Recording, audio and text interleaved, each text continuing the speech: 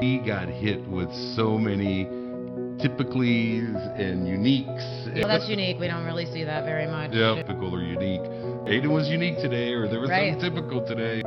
Oh, yes, that is very typical. We see it all the time. Oh, don't worry about it. That's typical. Oh, every child is unique, so we can't say what is typical. That's typical. See you later. We call it the typical unique conversation. Welcome back to Typically Unique. I'm Kim Aponte, and I'm here with my husband, Carlos. Hello. And the last episode, we left off with a couple days before the bone marrow transplant. Yeah. But, we can't have a couple days without something happening. So we do have a couple more little events that happened before the bone marrow transplant itself. And so let's get into that because we will show a video a little bit later on of the actual transplant itself.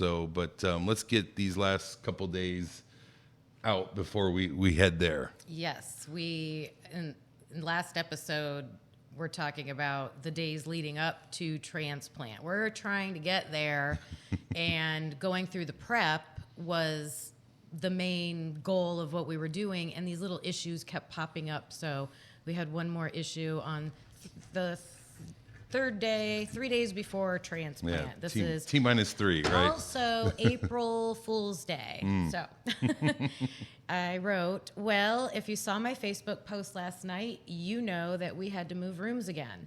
Carlos and I are both at the hospital, and we were in the room watching a movie, and Aiden wanted to stay in the game room playing his video game, so we let him. And the nurse came rushing into our room saying, I'm so sorry to have to tell you guys this again, but the patient in the room above you clogged the toilet and flooded the room, so we have to move you because sewage could be leaking. This was at about 9 p.m., and after having our reaction time, actually moving and talking to doctors, nurses, supervisors, and facilities people, we finally got to bed at about 1:30 a.m. Not Aiden. He played his game right on through everything, and the only time he spoke up was when they wanted him to sleep in the treatment room that is now converted into a patient room. And he said, I'm not sleeping in there. That's my boy. He doesn't say much or complain much, but when he knows he doesn't want something, he'll say it. Everything else about the room issue, he just listened to and didn't say anything. So they didn't make him sleep in the treatment room. They sent us to the C pod, which is in the back hallway behind the pod that is currently closed down because they are fixing the plumbing. It is a construction nightmare up here. We were not happy being back there because it is a long walk for Aiden to get from the game room, which is his safe haven, to his room. In case he gets sick, you really don't want a long walk back to your room. We learned that in one of our previous episodes. So we dealt with it for the night, but told them our preference was to return to our room if it is safe. While we were waiting for rounds this morning, Carlos looked up at the ceiling and noticed a dried brown water stain on one of the ceiling tiles in the new room we were in. At that point, he was very adamant about getting Aiden out of that new room now. And it was a weekend, so no one in authority was around. That just ticked me off. That they would have a breach of health safety like that, and only one doctor, the infectious disease director, got in her car and drove to the hospital to check out the situation. Our transplant doctor did tell us that she knew that the other doctor was coming, and if she wasn't, she would have. I think I'm getting an ulcer from all of this. I'm so sick to my stomach at the condition of this place. Vent it out, Kimmy. Vent it out. I honestly told everyone I wish we could go somewhere else. I don't want to hear I'm sorry one more time. This is so beyond serious, and something is seriously wrong with the management of this hospital. It's not the doctors or the nurses. It's the people in charge. Here I have been trying to make Aiden's room very comfortable for him, and I've been decorating it with cards from his friends and making it a peaceful place for him to have his transplant and recover. And instead, I had to tear it all down and focus on this. After the night in the sea pod, they said no water went through the floor above us and all the ceiling area was dry, so they let us go back into the room, our original room. But we didn't unpack because we want to know what the long-term plan is so that this doesn't happen again. We need to be assured that Aiden is safe from any leaking, flooding water that is bound to come from the floor above. Here, Aiden is getting his chemo, starting not to feel so great, and his parents are running around packing and unpacking his stuff and moving rooms. I just can't say it enough how mad I am. It's been almost 24 hours, and I'm still almost as mad as I was then. Tomorrow, all the bigwigs will be back to work, so we will get some answers, and they will do some major explaining. We do have a health plan in place for Aiden as of right now because the risk from all of this is when there is moisture, there can be mold, and mold brings fungal issues. So the doctor is going to collect blood samples to test for those kinds of things along the way to catch anything early, plus Aiden is already on antifungal meds. And the doctor is going to check him from head to toe once a week, the same doctor every time, because I'm sure I made sure that that was going to be the same person every time. Well, let's unpack a little bit of that because that goes back to what we've been talking about since, I don't know, episode 10, that, we've had these leaks. And I will say, Kim is reactionary, right? And she made some pretty, harsh statements in there. Probably not 100% wrong, but, understanding that Rainbow did make a change afterwards. Unfortunately, that change didn't benefit us because we were literally on the second floor and the floor above us kept having issues. And we were like, why is this floor with a HEPA filtration and the sickest kids in this hospital underneath that floor? Yeah, that wasn't a good decision. Whoever was the engineer to put that together didn't think that through and have since, I think, moved it up to the top floor. So there will not be any of those issues, hopefully, going forward. But holy smokes, this happened over and over and over again. And remember, we still had that couple, that parent, telling us about how the port was infected with mold. So we're scared out of our mind, that this could be something, So if I saw a little, water stain spot, on the ceiling above us, I was probably freaking out just as much as her, So. Yeah, because we're worried in the best conditions possible, things aren't 100% guaranteed to go as planned. So throwing in issues that don't need to be there was just unacceptable. And remember, this journal was also my way to vent. So I was not only just communicating with people, but I was just letting it rip on there, like my true feelings. So it came off really harsh because that's where I was letting that loose. Okay. So I will leave you with a couple funnies from all of this. Yes, we have to laugh even amongst the anguish. So one, Carlos asked the nurse last night if he was Bad Luck Sheprock from the Flintstone cartoons.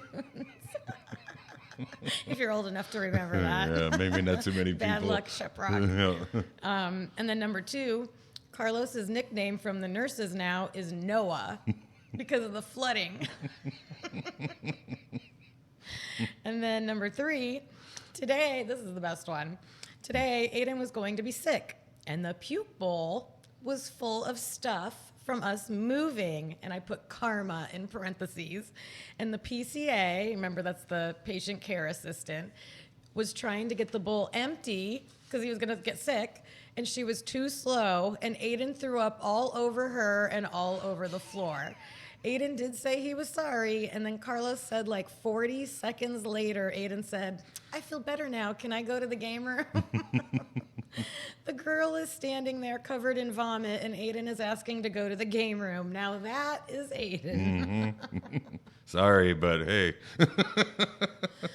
So, yeah, even as much as I vented and complained, I mean, there were some funny things that came out of that. So Aiden ended up staying in the room, though, to be close to home base. We didn't want him walking far. Carly had to call me back today after I told her what happened with the rooms to ask if it was an April Fool's joke. I told her I couldn't make this stuff up, but even she can see how ridiculous this is. You can rest assured that as much as I complain about all of this because it is so scary and concerning, it's still safe for Aiden to be there right now.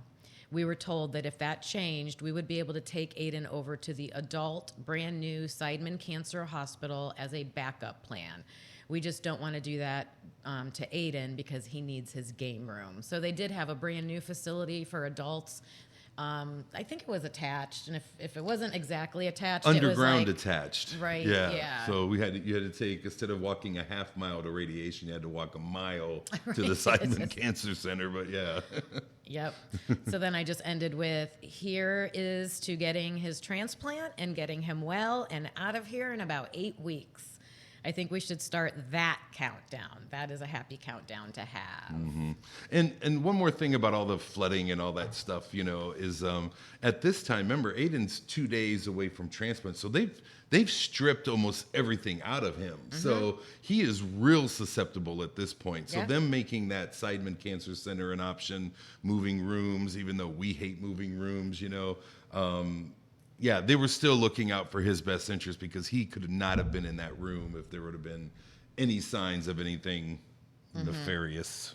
Right, and the other frustration that I brought up in there was just that I was trying to make it, we both were trying to make it a nice, comfortable environment. He was going to have a long recovery road ahead of him, and we finally got there, but that wasn't helpful. No. Okay, so we are now at Transplant Day. So we call it T-1, or actually 0. So actually the day before. Yeah. So sorry. T-1 is the day before. And I put the donor's cells are here. I was so relieved when the nurse came in and told us the cells had arrived. We all clapped and cheered a little. The 4 of us spent the evening hanging out in Aiden's room and just being together. Now Carly and I are sleeping in Aiden's room while Carlos goes to the Ronald McDonald House till the morning because I think you wanted to be like, no more issues, just like get a good night's sleep. We just all wanted a good night's sleep. Yeah. Aiden went to the game room today. He was able to eat some things and keep it down, so that was nice. And we were looking forward to Transplant Day, and I'm going to read that journal next. So it's Transplant Day. Well, we've waited and waited and waited, and finally, at about 1:15 today, the bag of stem cells arrived outside Aiden's room while the Be the Match nurse filled out paperwork, and our nurse got Aiden all prepped, and his favorite nurse got to be there for all of this, so that was awesome. He had to be hooked to a heart monitor and pulse oxygen machine, and that's about it. They put the stem cells, which is blood, into 6 huge syringes. Everyone in the room had to wear masks, and it took all of 15 minutes for the infusion to take place. One of the transplant nurse practitioners pushed all 6 syringes into Aiden's IV line. I cried for about 10 of the 15 minutes. It was so emotional for me. I had to keep leaving the room because my mask was getting wet, so I had to change masks. We are just so grateful. I kept thinking about the stranger who just went through God knows what to do this for us. I kept thinking that now we can focus on healing and curing Aiden and getting him out of here. I just felt hope, especially because the transplant nurse said that they need about 2 million cells to get good engraftment, and Aiden just got 10 million. And all the other things that you want to be low were really low, and all the things that you want to be high were really high. It just makes me so grateful. This donor was not just a match. Every time I talk about the donor, I cry. But seems like a really, really great match. I can't say I'm thankful enough. Aiden was not enthused in the slightest at all through the whole thing. He was just quiet and I think a little shocked at how quick it went. He's been sleeping or trying to sleep all day. I just keep looking at him and thinking, go ahead, little cells, get started on your work. Get in there and start growing. They say within 4 hours, the cells will have found their way into his bone marrow, and they will set up shop in about 10 to 14 days. We should see new cells in his blood draws that show that the new cells are working. In the meantime, we will treat Aiden for fevers and mouth sores and any other pains he may get. So that is what we need prayers for now, getting those cells to work and healing Aiden's body. And I just thanked everyone for their messages and their prayers. So that journal is right after the transplant, and I was just informing everybody on what had happened. So we are now going to show you our actual transplant day, and you'll be able to see what the syringes. Yeah. Pay attention to the syringes, his IV pull machine. You'll be able to see that, what Aiden looked like. And yeah, here is the video. Well, let me add a couple more things. Also in this, you are holding up some signs, Oh, yes, I right? forgot You that know, part. so Kim's holding some signs, and you may want to read some of those. Also, Aiden had, if you can look closely, and depending on what device you're watching this on, if you look closely, he has a little face that was drawn on his mask. Like a smiley face. Like a smiley face that, his favorite nurse had kind of drew on it and everything. And afterwards, Aiden told us, he goes, I couldn't breathe with that smell of marker on the mask, and it was like horrible that she put that on there. I was like, why didn't you say anything? He's like, because they came in with these 6 big syringes. I didn't know what the heck was going on. So he was a little weirded out. You can even look at his eyes. He's kind of watching what they're doing and expecting to feel something, but luckily he didn't. And, the crazy thing about this is, to me, and it gets me emotional every time I watch the videos, but what gets me is this is a transplant, and this is probably the least invasive way to do a transplant. But just imagine you are taking out a very critical part of your body. The critical part of your body. Like if it was a heart transplant, that's probably a critical part. Too, yeah. If it was a liver or kidney transplant, these are all, but this is the same thing, least invasive, but still the same thing. Yes. So these videos are short, but we're going to just run them all together, and then we'll come back on the other side and talk a little bit about that. Yep.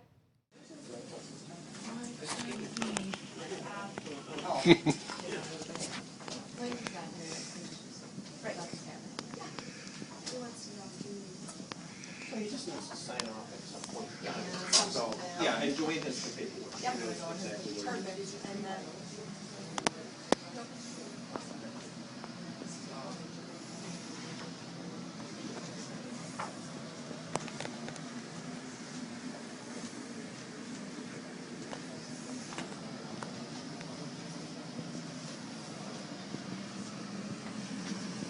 We're not saying anything because we don't know if we're allowed to.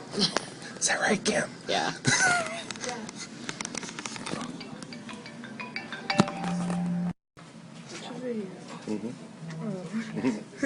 Video.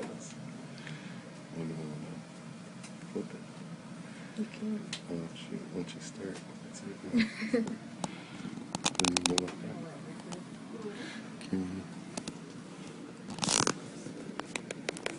Everybody in the room.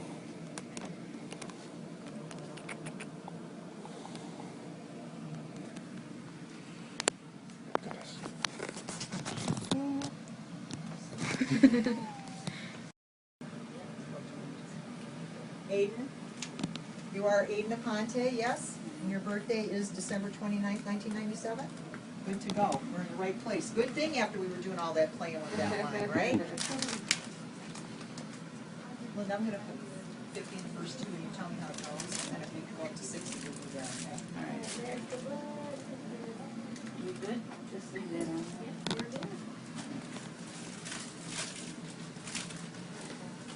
In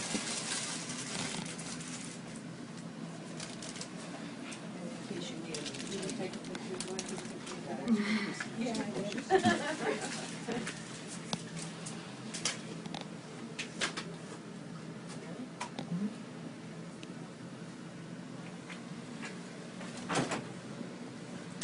Here we go, Aiden.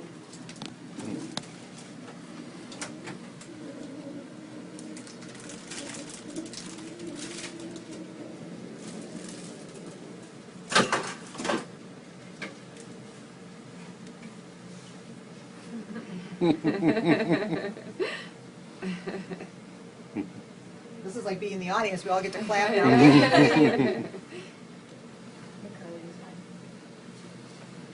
Video? No. So we will call our start time on half hour, 13:30. So 15 minutes, 15 minutes. You want me to sing for you? Do a little dance. All right, that was on video. The whole gyration and everything was on. Oh, goodness. Hayden, do you feel anything? No. He just can't wait till we all get out of here. It'd be good if he like bust off the covers and said, "I feel like dancing." That would be just as scary.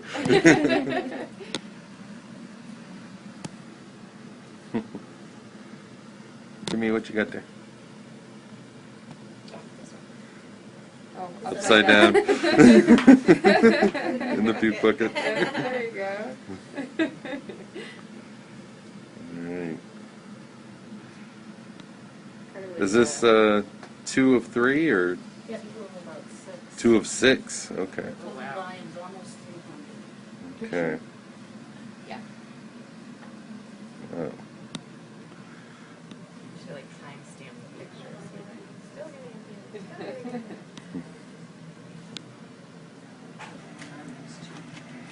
Stay on the safe side. It's a long line. Yep. You guys use temper insurance. How much change is Captain doing? How much change is Captain doing? Do you need a cap? Yeah. I have in my pocket. Got a bunch of Erica, please with the.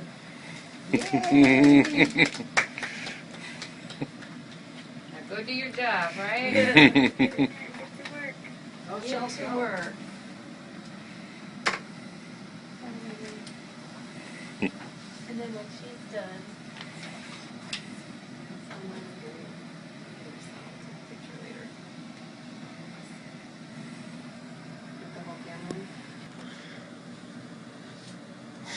Here we go, we're done. Kimmy, what do you have to say? Hallelujah. Thank you to the donor. Aiden, what do you have to say? Nothing. Alright. Carly, anything? Now we're looking It was forward fast. It to was fast. healing and going home. Yes. So Uh-oh. Alright. Good. Good job, Aiden. Bye. Now they have to work. All right. So there's, I think, a lot in there that, again, It makes us emotional. yeah. So I'm, kind of catching my breath here a little bit, but, watching that and, remember, this is what, 12 years ago, 2011? It's This is 2012. 2012. So, yeah, Okay, 11 so years ago, yeah. 11, 12 years ago. So, I still look back on that time and, seeing my face, which never is in any of these videos usually, but seeing me and seeing Carly and seeing you and seeing Aiden and, it's not a picture, it's a moving thing. I can see us all in real time. And, the look that you had on your face was, I'm beaten, I'm worn, but I'm still hopeful and appreciative, and Carly's still, her shy little self, she only when I joke around with her a little bit does she kind of come out of her shell, but otherwise if it's normal conversation, she's pretty shy. And, just seeing me trying to keep it all together, right? Yeah, he's still lightening the mood even through all that. So, in that first clip, I know you, when he first started off, just to show the room when they started, he was being a little goofy with Carly and making, that's what you do, babe. Well, thank you, but it's all, the tension, literally, Yeah. like when Kim read the journal entry earlier and was like, hey, the blood, the cells are outside the room right now. It was like, is there a famous person out there? Yeah, Is it was surreal. It was like, like, well, let's take a look. I don't want to look. You look. No. I mean, that's literally how we felt and then when I saw it, you're like, that's kind of it. Like, yeah, that's exactly what I was thinking. I was like, wait a minute, what are these? I mean, and they presented them pretty well. I mean, they were on They this were tray, huge. and They were really they were big. thick, Yeah. and I was like, oh my gosh, they're gonna put all that in Aiden, right?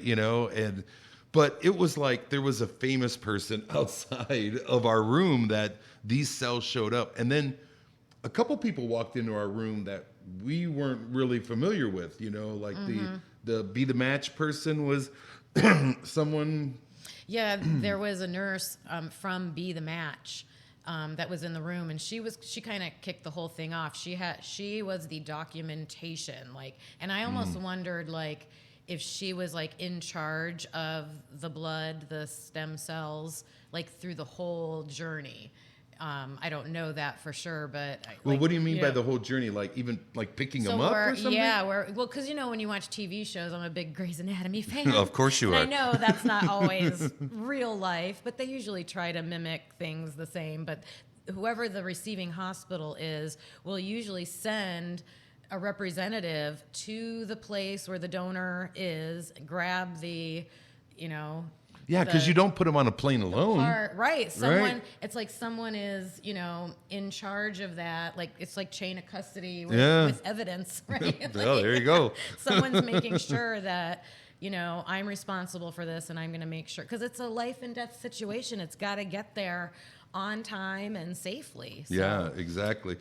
And we also believe that this was a very long trip as well, right? We don't, at this point, we don't know that, but, they kept telling us, hey, so again, to have this sitting outside the room, ready to come in and do that. So, a couple other things, in the video, Kim was holding signs because, I'll let her explain it better, but we wanted to document, one of the reasons we wanted to document this was we wanted to show the donor our appreciation for what, and see the chain of custody of, you did all this work wherever you are.